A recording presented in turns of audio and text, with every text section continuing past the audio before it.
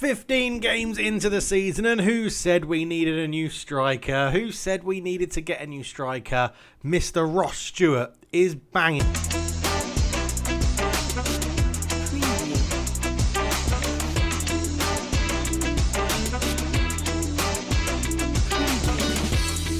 So yes, hello everybody and welcome back to the Sunderland save. And yeah, Ross Stewart is on the form of his life. 10 goals in 15 league games, 7.53 average rating, most player of the match awards. We are flying high at the top of the table. 11 wins, 2 draws, 2 losses. Goal difference of 35 points, but just 3 points ahead of Rotherham, who we play in today's episode. But we have been on absolute fire. It has been wonderful, absolutely wonderful to see these sorts of results coming in. You can see there it's just splattered with green, a little bit of red here and there, but not much of that to write home about. So I mean, standout sort of results at the moment. A 1-0 loss to Sheffield Wednesday at their place at Hillsborough. Jaden Brown getting their goal for them. We lost 3-0 in the next round of the Carabao Cup. We went 3-0 down very early on. They got a man sent off. We couldn't do anything about it. We played a relatively strong team as well. Probably our strongest team we could have put out in that game. But there's a massive golfing class between us and a slightly rotated Tottenham team. It was a big 3-0 loss. 1-1 draw with Bolton, which after that was very disappointing.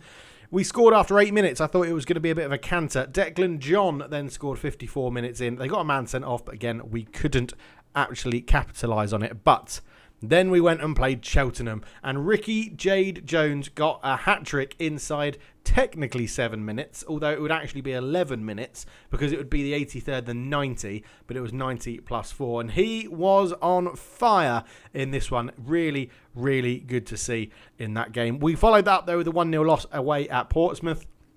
John Marquis is actually someone who is slightly on my radar to potentially bring in if we don't get promoted next year. I might try and pull him away from Portsmouth if they don't get promoted.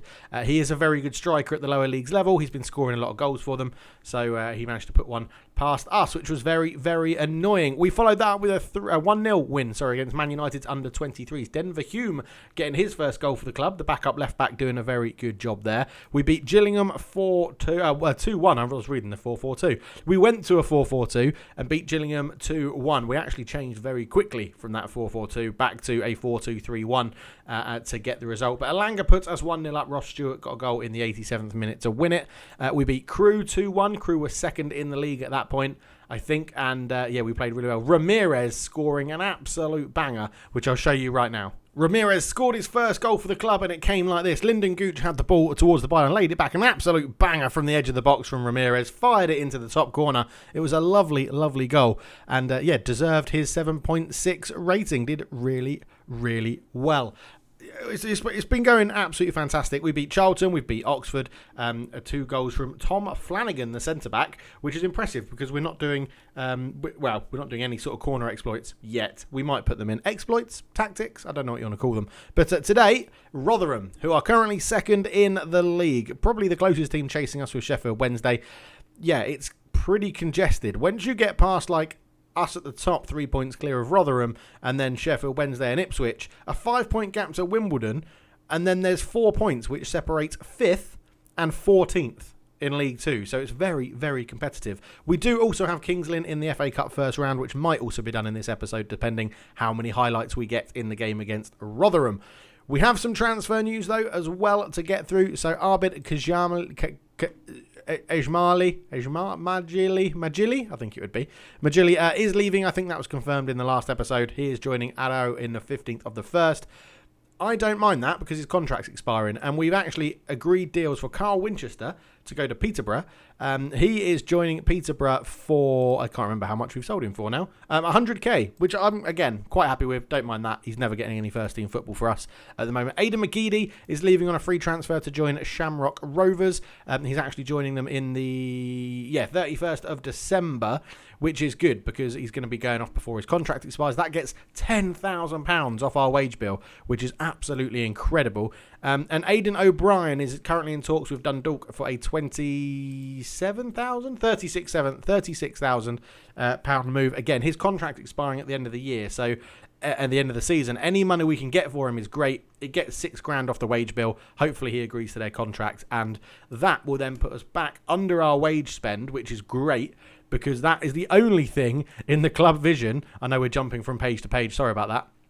That we weren't doing, and now we are within the wage budget because of those deals that are going to be happening. The board are happy. We're getting a B-. We're doing very, very well. They're very happy with the Ramirez signing. They're very happy with the Andre Wisdom signing and the positive atmosphere. Disappointed with the 1-0 loss to Sheffield Wednesday. Disappointed with the 1-1 draw to Bolton, and disappointed in the deal to sell Bailey Wright, who has left. I forgot to mention that one. He's moved for 25k to Melbourne Victory after making one appearance for us last season. I'm not fussed that they're upset about him going. Again, it was something like £5,000 off the wage bill, so all good, really. Is there anything else that I've done that I need to tell you about? No. Last signing in was Obafemi Martins. Last signing out was Bailey Wright to Melbourne Victory. So we are just about ready to go and play Rotherham now. I've caught you up with everything. So the teams come out then. We've gone for a little bit of a changed lineup. We've got Gooch is now injured, only limited to a substitute appearance on the bench. And Jaku's got injured, which means Gooch is probably going to have to come on and probably get injured as well. I didn't even get through the starting lineup. Djaku was getting a rare start on the right wing. He's now got injured. Hopefully it's not terribly bad. Lower leg, probably a broken leg. So Lyndon Gooch is going to have to come on. He's returning to full fitness in 3 days. But we are starting with Hoffman in goal, Wisdom, Flanagan, Doyle and Sirkin at the back. Ramirez, Evans and Embleton in the middle as Alex Pritchard was unfit to play. Elanga on the left. It was Djaku, now Gooch on the right, and Stewart as the target forward up front. So we'll give him a little team talk. We will quickly pump our fists. And we'll say, we trust you to make the difference. I wish I could say, just try not to get injured, because that would have been much better to say to him. So Flanagan is going to get talking to. It's a free kick, and normally a straight into the free kick highlight means a goal. So Ferguson fires it in at the near post. Shane Ferguson, ex-Newcastle, I want to say. Shane Ferguson puts Rotherham 1-0 up, and we do have a situation we can change to if it gets to half-time or in the second half and we're still losing. We push the attacking midfielder or the Mazzala into an attacking midfield role, and then we bring on a bit more pace up front. But at the moment, I'm not very happy that we're 1-0 down. I've only created 4 real chances. Oh, my word. Harding heads it over the bar. It could have been 2-0. So right on the stroke of half-time, we've got a highlight here. Flanagan took a free kick short to Wisdom. Evans comes forward with it into Stewart. Stewart looks to just lay it back to Doyle. Doyle will bring this out of the back as the ball-playing defender. That opens up space for Embleton. Embleton goes to the left and just sort of swaps places with Elanga. Ball in towards the back post. Keeper comes and Johansson claims really easily. And please don't say they're going to go 2-0 up just before half-time. Smith flicks it on. It's a route 1. It is 2-0 to Rotherham. Freddie Ladapo has put them up, but the referee has disallowed it for offside. Okay, it was route 1. Something we're not used to coming up against, to be honest. We haven't seen too much route 1 against us. And Ladapo is offside. So it looks like half-time. And we're going to change up because I'm not impressed with how little we are creating. So I'm going to point the finger and say, you know as well as I do that you've got to play better in that second half. And then we're going to mix it up into our different formation. That's how I'm going to call it. We're going to go Ramirez, box to box, Embleton in behind the striker, Elanga and Gooch stay on either wing. Ross Stewart's going to come off for Ricky Jade Jones, who is in pretty decent form himself. Probably a little bit unlucky not to get starting here. It gives us a bit more of a defensive back four, but obviously more options moving higher up the pitch. So that is what we're going to go for in this one. We will tell everybody that, you know, we've got faith in them to be better than what they were because, well, that was pretty dreadful. That was pretty dreadful. Everyone's nervous. Why are you nervous? Come on, they're only second in the league. Don't be nervous. We'll encourage you. Come on, boys. You can do it. Wisdom with a throw-in on the right-hand side. Up to Embleton. Gooch brings it down. Here is Wisdom again. Out to Ramirez. Back to Wisdom. Into Gooch. Gooch can turn it, get to that byline, put a cross, and he does. It's over here. Elanga will keep it alive at the back post. Come on, Elanga. Ramirez. Keep the ball. Keep the ball. Nothing sensible. Don't give possession away easily. Ramirez. Out it goes to Ricky J. Jones. Oh, great ball through. Lyndon Gooch. Oh, what a save from Johansson. I'm still sticking with the patient build-up. It's what we need to do. Embleton on the corner then. Swings it in. Moon heads it away. It's going to fall to Sirkin, but they may have done enough to clear this. Embleton on it again. Andre Wisdom. Back to Embleton. Rathbone nearly giving away a penalty. Ramirez. All the way back to Doyle, and that is it. But we're back again straight away. Sirkin manages to keep that one in. Ramirez are already playing better, having more of the ball. with the attacking midfielder in there. Embleton gets round his man, brings it through. Alanga, square it. He does. Oh, what a save. Nearly put into his own net by Ogbeni, and Johansson has turned it round the post. It's all Sunderland. Embleton falling. Flanagan with a header. It's over the bar, and Rotherham having to make changes because we are all over them here. Embleton over it again. Swings this one in towards the middle. Ladapo gets it away. We have got tired legs in there ourselves, though. We've already used 2 subs, remember. I think Alanga's going to have to come off. We're actually going to put Obafemi Martins on. We're going to put Obafemi Martins up top as a poacher. Get him standing just in front of the goal. We're going to have... Actually, let's leave Jones over there because he's right-footed.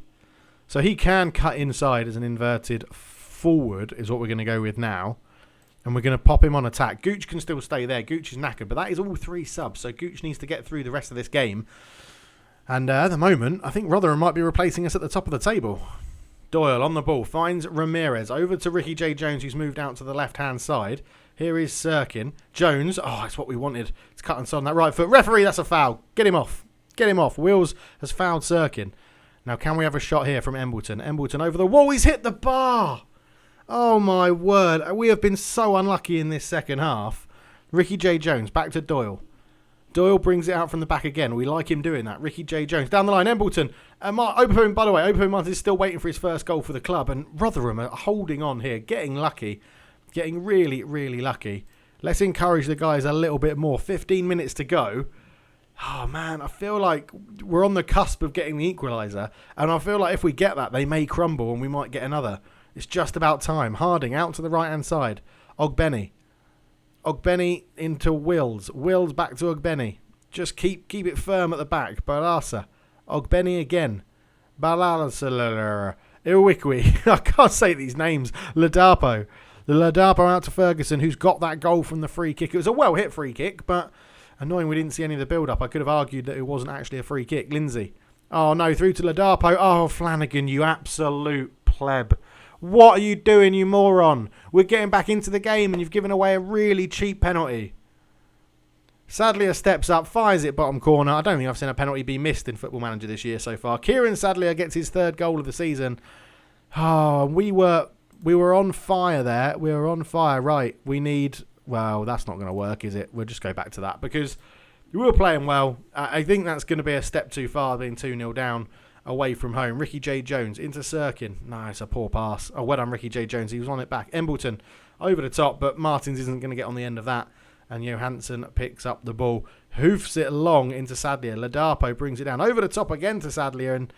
Well, he's offside, but you can see Rotherham are playing now where we're pushing forward. They're creating a few more chances. And it is a 2-0 loss. Not very good. I mean, we got back into it massively. The penalty gave him a huge XG favour. But yeah, maybe we need to get into that data hub and have a look about what's going on. I do use it a lot in another save I'm playing, the Wrexham save, which is on Twitch. If you want to follow me on Twitch and see some Football Manager, link is in the description below. Go and give me a follow. But yeah, I'm not happy with that performance. Let's get back and see what the media have got to say. Okay, so we do stay top of the league by goal difference. Sheffield Wednesday got a draw, so luckily they don't catch us up too much either. Ferguson did well. But yes, let's have a quick look at the social feed then and see what the feedback is there. We were shocking today, an absolute disgrace of a result. Hashtag S''land v Roth. That hashtag wouldn't work because you can't have punctuation in it, but whatever. What a load of rubbish. Yeah, okay. Feel for Sunderland here. There's nothing we could have done. Injuries will happen about Jaku. We have the worst luck with Jaku's injury. This is just an opportunity for someone else to impress Jaku.